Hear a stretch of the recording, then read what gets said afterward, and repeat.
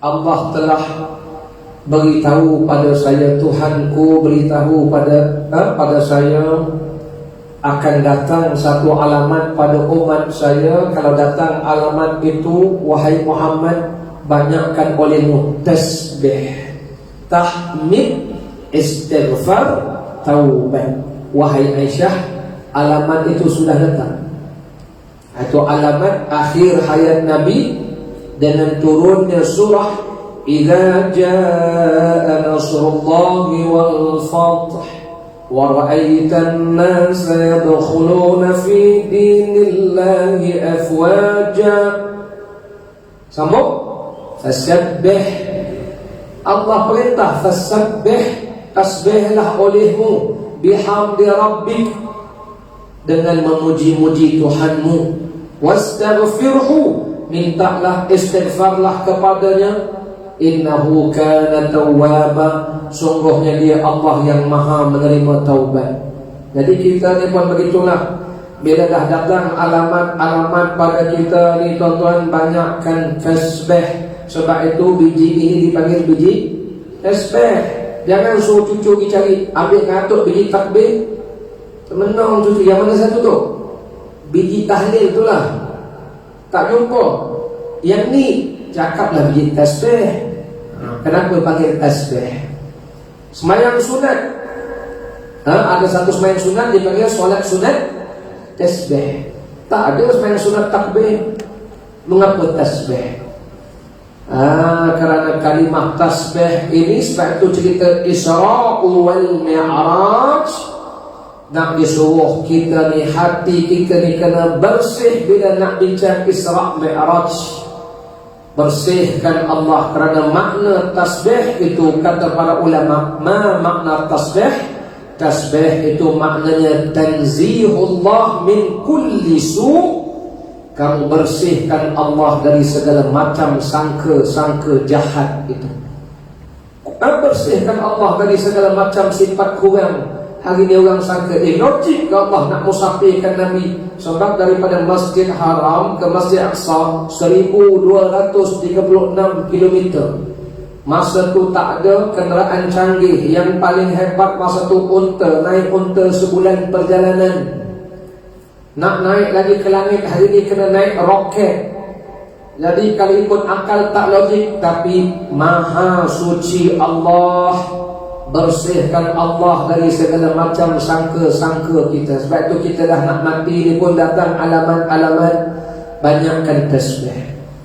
Itu sebab bila Rasulullah SAW datang alamat-alamat, cuma alamat yang datang pada Rasul tak macam kita. Datang alamat pada Rasul bahawa tugas Rasul sudah hampir selesai. Lepas tu Rasulullah kata, Tuhanku beritahu padaku akan datang alamat pada umat baginda. Alamatnya sayadkhuluna fi dinillahi afwaja, akan masuk Islam berbondong-bondong orang masuk Islam. Bila dah berbondong masuk Islam, tugas Nabi sudah selesai. Jadi Nabi sudah dapat isyarat Nabi akan wafat. Maka Nabi banyakkan baca tasbih. Subhanallah, Subhanallah. Kita pun macam tu juga. Bila kita dah dapat alamat-alamat yang kita ni pun, kata orang kampung saya, no longer, you know, my village kalau dia marah dia cakap orang putih. Dah dekat dah alamat-alamat kita. Kita datang juga alamat-alamat, cuma tak turun Quran beritahu kita apa alamat kita. Tapi dalam hadis beritahu alamat-alamat. Antara alamat kita ni dah tak lama, antaranya satu ialah antara alamat-alamatnya kata para ulama, apabila telah wafatnya Rasulullah SAW. Itu alamat kita ni umat akhir zaman ni. Akhir dah kita ni, last dah. Itu alamat yang kita ni dah hujung dah dunia ni. Satu. Yang kedua, apa alamat yang kita ni dah tak lama dah. Alamat yang keduanya kata para ulama ialah uban-uban yang ada di rambut ni. Uban ni pun alamat. Lepas tu saya tengok cermin tak uban. panjang umur lagi nampak. Jadi tuan-tuan yang dah mula beruban tu, itu alamat dah tu. Maka banyak kalah tasbih, tahmid, istighfar, takbir, dan tak ada panggil taubat. Itu yang kata Aisyah yang Nabi buat, subhanallah walhamdulillah astaghfirullah wa atubu ilaih, ataupun baca subhanallah wa bihamdihi Allahumma ghafirli, subhanallah wa bihamdihi Allahumma ghafirli. Itu pun tasbih, tahmid, istighfar. Banyakkan tiga itu. Itu yang dibuat oleh baginda Rasul sallallahu alaihi wasallam. Nak bersihkan hati supaya di akhir-akhir hayat ini jangan banyak duk maki hamun Tuhan. Kita ni dah hujung-hujung. Datang alamat-alamat, antaranya uban-uban. Apalagi alamat, antara alamat-alamat kita ni dah hujung-hujung ialah sakit. Dulu sihat. Dulu kalau sembahyang ni imam kita tinggalkan, sekarang ditinggalkan imam. Dulu kita tinggalkan imam. Dulu imam tua, kita muda. Sekarang imam muda-muda, kita dah tua, ditinggalkan imam kita ni. Dulu kita tinggalkan imam. Tak alamat. Apalagi alamat-alamat. Antara alamat kita ni ialah dah mula datang penyakit lupa tu alamat dia. Lupa lah. Jalan sorang-sorang balik. Mana pakcik? Nak balik rumah. Mari saya hantarkan. Boleh lah. Rumah yang mana satu? Yang tu tengah mikir dari tadi ni. Lupa rumah mana tu. Banyak sangat kelompok, tak tahu kelompok. Lupa. Itu boleh tahan lagi lupa. Yang pergi pasar raya, suami isteri balik sorang-sorang pun ada. Mak mana apa? Mak kau kat rumah kan tadi? Abah bawa pergi pasar raya. Ya ke? Ya bah. Gilah jemput. Baiklah. Duk dan kita tak gelap. Kenapa bah? Tengah fikir pasar raya yang mana satu lagi. Lupa Giant ke Ion ke pergi tadi. Lupa itu tak dahsyat lagi, lupa kita. Yang paling lucu, cucu tegur tok aduk dengan nenek kancing lah, daling apa rahsia? Pagi daling, pagi ayam. Rahsia tok satu je kau jangan cerita kat nenek marah dia. Apa rahsia tok? Atuk lupa nama nenek kau. Tu panggil ayam pun sudah. Nama atuk lupa nama dia apa? Dia dah 50 tahun panggil ayam lupa. Tak cerita lupa ni. Tu tak cerita lagi yang isi minyak tu. Bagi RM50 tak cerita balik minyak tak isi, bayar je kat kaunter. Kawan saya 2-3 kali kena. Saya pun dah lupa kadang 2-3 kali kena. Laki saya bertahan juga. Itu alamat banyak kalah tasbih. Kalau nak cerita tasbih saja malam ni panjang cerita. Sebab itu dimulakan ayat itu dengan tasbih. Bila orang kata aku tak percaya, subhanallah, maha suci Allah dari segala macam sangka-sangka jahat kita. Tuan-tuan hari ini manusia sangka Tuhan macam-macam. Tuhan tak bijak bikin hukum, Tuhan tak tahu apa berlaku, Tuhan ini adakah dia ada ke tak ada, macam-macam dia sangka. Padahal umur dah senja dah tu, dah nak mati dah. Kerana itu di saat manusia mengatakan begini terhadap Allah, Allah berfirman dalam Quran, sabbaha lillahi ma fis samawati wa ma fil ard. Bertasbih oleh makhluk-makhluk di langit, bertasbih makhluk-makhluk di bumi. Apa makna tasbih? Mereka membersihkan Allah dari segala macam sangka-sangka buruk ini. Jangankan kata makhluk di langit bertasbih, makhluk di bumi bertasbih. Tuan-tuan tengok guruh-guruh tu, dan tengok kinat, dengar guruh berdentum. Apa Nabi suruh kita baca? Nabi suruh kita baca yusabbihur ra'du bihamdi. Bertasbih oleh guruh itu. Guruh pun bertasbih. Wal malaikatu, bertasbih malaikat-malaikat min khifatih, takutkan Tuhan. Manusia maki Tuhan, kata Tuhan ini munasabah ke Allah, munasabah ke nak dibawa Rasulullah pergi ke Palestin, naik ke langit balik sebelum subuh. Ini tak masuk akal, ini orang gila. Yang bercakap ini tuan-tuan orang-orang di zaman Nabi SAW, dan sampai hari ini masih ada yang cakap macam itu. Apa kita kata? Subhanallah. Subhanallah, maha suci Allah daripada segala sangka-sangka kamu.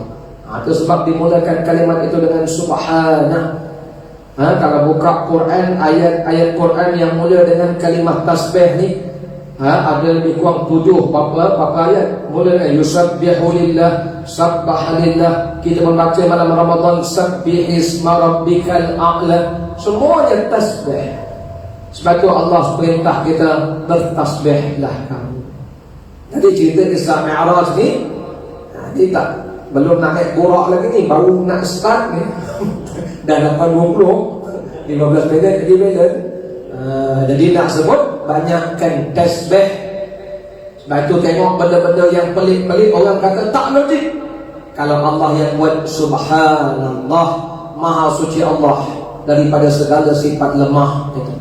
Allah boleh buat segala-galanya. Itu sebabnya itu cerita Isra Mi'raj dimulakan dengan subhana, maha suci Allah, alladzi, yang dialah asra, Allah yang memperjalankan hambanya.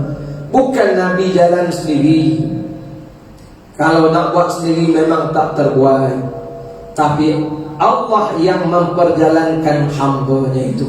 Jadi itu kalimat subhana. Maka kita pun banyakkanlah di akhir-akhir usia ni, banyakkan tasbih. Baca Rasulullah surat sendiri bertasbih di akhir-akhir usia, subhanallah wa bihamdihi, subhanallah wa bihamdihi, subhanallah wa bihamdihi. Maka itulah waktu kita sujud, apa kita baca? Subhana rabbiyal a'la, tasbih. Kalau itu waktu rukuk, apa kita baca? Subhana rabbiyal azim. Kita membersihkan Allah dari segala macam sifat-sifat lemah, sifat kurang, sifat cela. Maha suci Allah. Itu yang pertama yang saya nak banyakkan, nak sebut pada tuan-tuan. Kita ni bila cerita Isra Mi'raj, cerita benda-benda tak logik, sebutlah subhanallah. Subhanallah, maha suci Allah, maha suci Allah dari segala macam sangka-sangka kamu tu. Allah bersih daripada segala sangkaan. Disangka Tuhan tak pandai, Tuhan tak adil, Tuhan tak tahu, Tuhan begitu, Tuhan begini. Subhanallah. Itu yang pertama. Yang keduanya cerita Isra Mi'raj ni, kita maklum Rasulullah SAW melihat macam-macam perkara dalam perjalanan itu. Rasulullah melihat ada orang yang diazab, Rasulullah melihat orang yang dibalas dengan segala macam balasan pahala dan nikmat-nikmat, antaranya orang yang bersedekah, yang digambarkan ibarat 70 cabang batu. Kita disuruh banyakkan sedekah. Satu sedekah ada 70 dipanggil tangkainya. Baik, apa yang kita nak ambil pengajaran di sini? Ini tuan-tuan boleh baca lah Isra Mi'raj ni. Nabi melihat orang buat baik dibalas dengan kebaikan, orang buat jahat, yang zina, yang dedah aurat, yang tak sembahyang, yang tak bayar zakat, yang khianat dengan amanah-amanah, ini semuanya diazab. Di sini kita diajar supaya kita diingat adanya balasan hari akhirat. Percayalah dengan apa yang telah disebutkan, supaya nanti di sana kita jangan menyesal. Sebab di negeri akhirat itulah negeri kita nak minta syafaat Rasulullah sallallahu alaihi wasallam. Tapi kalau atas dunia dah tolak Rasul, macam mana nak dapat syafaat Rasul? Atas dunia dah, aku tak percaya Muhammad ni karut. Baik itu Sayyidina Abu Bakar bila dengar orang kata begitu, apa kata Sayyidina Abu Bakar? Kalau yang berkata itu Muhammad, lebih dari itu saya terima, saya percaya. Itu sebab dipanggil As-Siddiq. Kita meminta nak masuk golongan Siddiqin. Maka apa yang disampaikan oleh Rasulullah diterimalah, percayalah. Kita boleh masuk golongan Siddiqin, orang yang membenarkan Nabi SAW. Waktu malam ni saya nak tanya, tuan-tuan percaya tak percaya ni? Percaya? Bolehlah masuk sikit kan? Boleh. Jangan betul tuan-tuan, kita kena percaya. Kalau Rasulullah yang sebut dari itu, lebih dari itu, kita percaya. Baik. Maka bila kita percaya pada Nabi, ini namanya iman.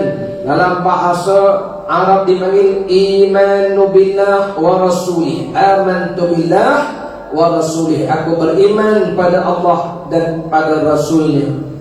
Kerana percaya batu iman itu adalah tasdiq bil qalbi. Hati kita ni kena membenarkan Allah, membenarkan apa yang disampaikan oleh Rasul sallallahu alaihi wasallam. Sebabnya tuan-tuan, segala amal itu nanti akan menjadi cahaya di hari akhirat. Ni yang kita doa amal-amal ni, yang Nabi cerita tu balasan-balasan. Selain balasan-balasan di akhirat, amal-amal yang kita buat seperti sedekah, puasa, sembahyang, zakat, haji, Quran, itu semuanya nanti akan jadi cahaya. Disitulah nanti hari akhirat, sewaktu kita nak minta syafaat Nabi SAW, persoalannya adakah Nabi kenal kita umat? Nabi kenal ke kita umat begitu? Kalau tak dunia ni dah maki hamun Nabi Muhammad, tak percaya Nabi Muhammad. Di sinilah saya nak ingatkan, besok hari akhirat amal-amal kita ni akan menjadi cahaya di hari akhirat. Dalilnya tuan-tuan tengok dalam surah Al-Hadid ayat yang ke-12. Surah Al-Hadid ayat 12 tu Allah Ta'ala berfirman, Yawma taral mu'minina wal mu'minat yas'a nuruhum baina aydihim wa bi aymanihim bushrakumul yawm jannatun tajri min tahtihal anhar khalidina fiha dzalika huwal fawzul azim. Allah berfirman, yauma taral mu'minina wal mu'minat, hari itu hari akhirat nanti. Tara, sebab cerita Isra Mi'raj ni cerita tentang benda-benda balasan akhirat.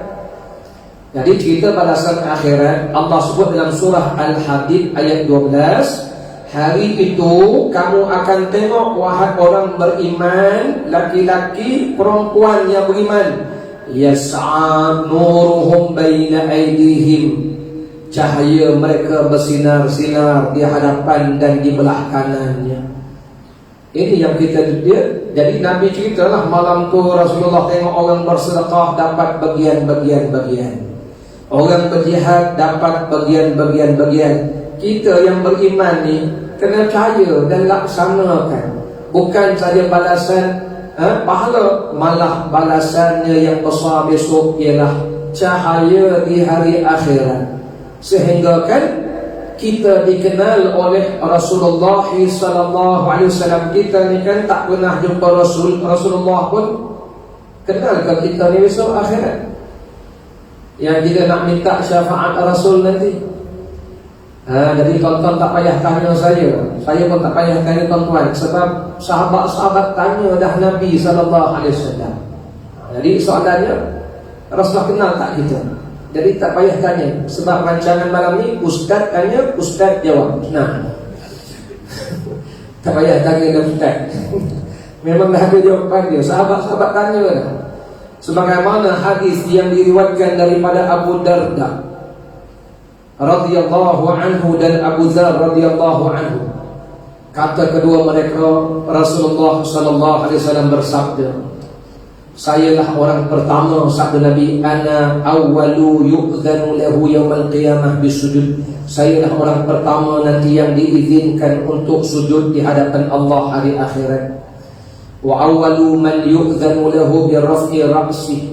Sayalah orang pertama nanti diizinkan angkat kepala di hari kiamat.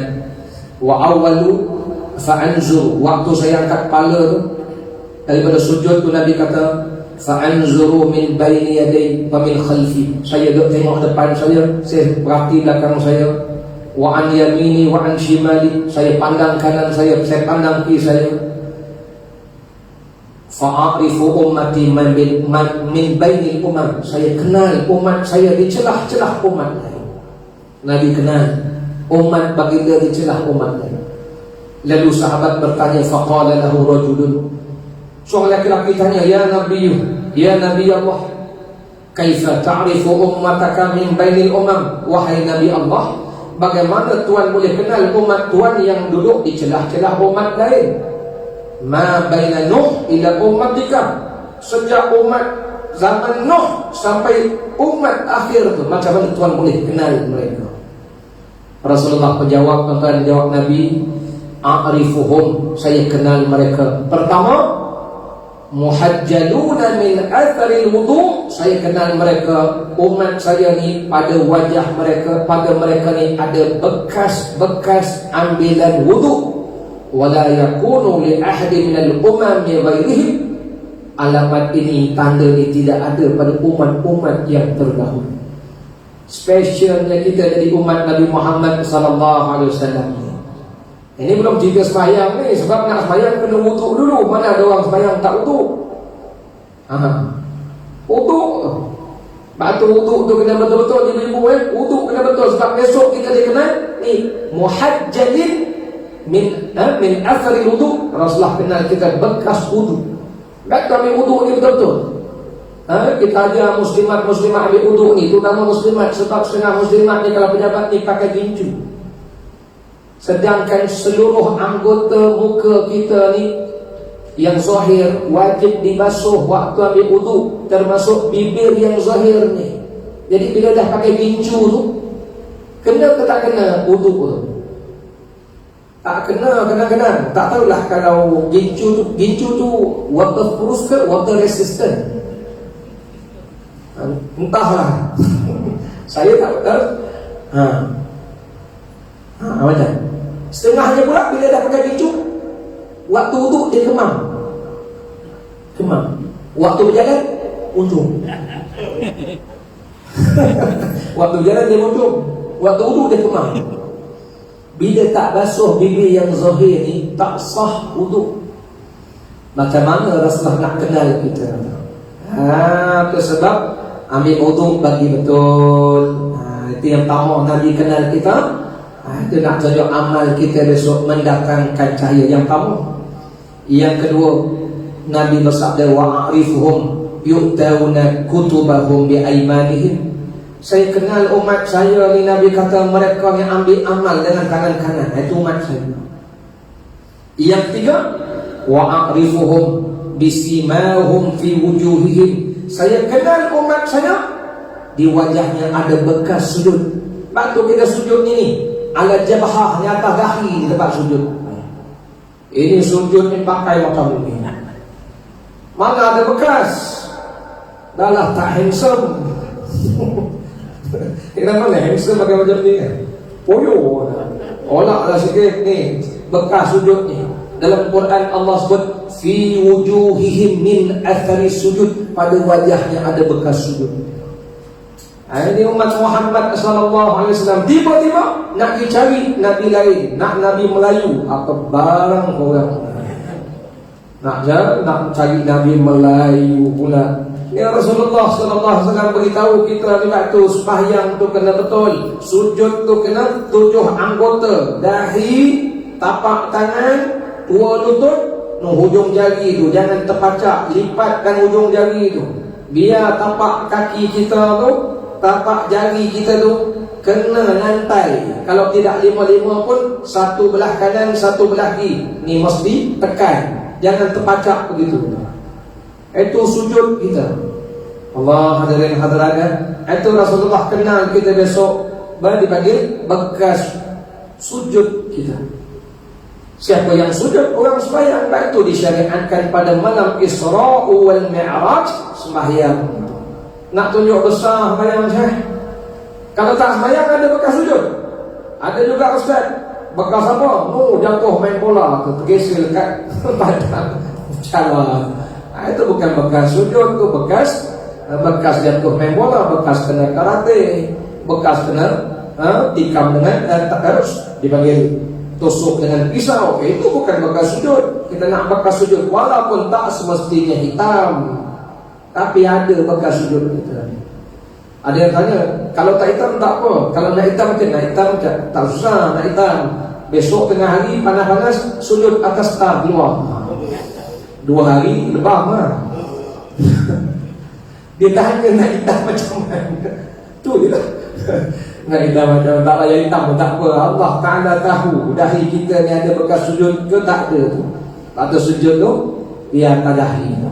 Ya, baik.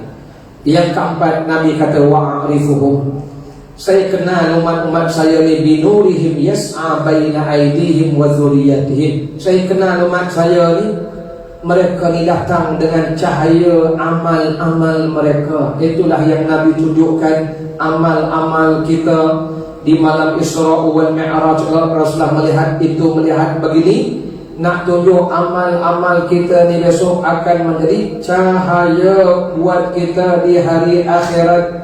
Sehingga orang-orang munafik dipadamkan cahaya-cahaya mereka. Padam tuan-tuan. Dan cahaya inilah masa bila sewaktu kita nak melintas atas sirat. Sebab itu yas'a nuruhum, luas sirat itu bergantung pada cahaya amal kita. Cahaya amal kita ni. Batu banyakkan amal, terutamanya sedekah. Sampai Nabi pesan pada kita, sedekah jangan lupa. Banyakkan amal, antaranya puasa, antaranya baca Quran. Sebab Nabi bersabda as-siyam wal Quran yashfa'ani, puasa dan Quran, 2 perkara ini nanti akan datang beri syafaat pada kita. Berkata puasa, wahai Tuhanku, dia telah menahan daripada makan dan minum. Aku menahannya, kata puasa, daripada makan dan minum. Aku menahan syahwatnya di siang hari. Wahai Tuhanku, fasyafi'ni fihi, izinkan saya syafaatkan dia. Puasa, datang Quran pun kata begitu, izinkan saya syafaatkan dia. Jadi kalau begitu, tak sempatlah kita nak sampai Al-Aqsa. Jadi bila kita tak sempat Al-Aqsa, nanti lepas PKP ini, tuan-tuan ikut je lah package saya pergi Al-Aqsa. Tu dia, saya bawa sana. Kalau ikut cadang tahun ni kami nak pergi bulan Isra Mi'raj ni Al-Aqsa. Tapi PKP dah macam mana. Saya akan ikutkan setiap tahun bawa jemaah pergi Jordan dan Palestin. Memang favourite saya lah. Travel pun bagi amanah untuk saya bawa jemaah Jordan dan Palestin. Sikit ni marah. Jadi saya sekalian itulah yang dapat kita kongsikan malam ini, hadirin hadirat para jemaah yang dirahmati Allah taala sekalian. Jadi kalau kita nak simpulkan, banyak lagi kisah Isra wal Mi'raj ini, cuma saya nak ingatkan 1-2 perkara. Asalnya solat itu, mengapa dalam solat kita bertasbih. Saya nak ajak tuan-tuan banyakkan tasbih, kerana Sayyidina Aisyah bukan saja mendengar Nabi bertasbih subhanallah wa bihamdihi astaghfirullah wa atubu ilaih di luar sembahyang. Kata Aisyah, saya dengar Rasulullah baca masa rukuk, saya dengar Rasulullah baca masa sujud, subhanakallahumma rabbana wa bihamdika Allahumma ghfirli, subhanakallahumma rabbana wa bihamdika Allahumma ghfirli. Dia 3 benda Nabi minta, tasbih, tahmid, istighfar. Ini kuncinya. Kita kalau dah akhir-akhir usia, 3 benda dibanyakkan. Yang keempatnya taubat. Kemudian selain tasbih, ditunjukkan amal-amal baik, amal-amal buruk. Tinggalkanlah yang buruk, buatlah amal baik. Besok dikenal kita oleh baginda Rasul sallallahu alaihi wasallam dengan yas'a nuruhum, amal-amal kita yang bercahaya. Rasulullah kenal ini umat saya, maka Nabi akan syafaatkan umat baginda sallallahu alaihi wasallam. Jadi saya rasa itulah hadirin hadirat yang dapat saya kongsikan malam ini. InsyaAllah malam besok, malam lusa, saat lain sambunglah Isra dan Mi'raj itu. Semoga Allah rahmati dan terima kasih atas undangan ini. InsyaAllah kita bertemu kembali pada masa-masa yang akan datang. Bismillahirrahmanirrahim. Wa sallallahu ala sayyidina Muhammadin wa ala alihi wa sahbihi wa baraka wa sallam. Allahumma ja'al jam'ana hadha jam'an marhuma wa tafarraqana min ba'dihi tafarraqan ma'suma. Sallallahu ala sayyidina Muhammadin wa ala alihi wa sahbihi wa baraka wa sallam. Walhamdulillahi rabbil alamin. Fataqabbalallahu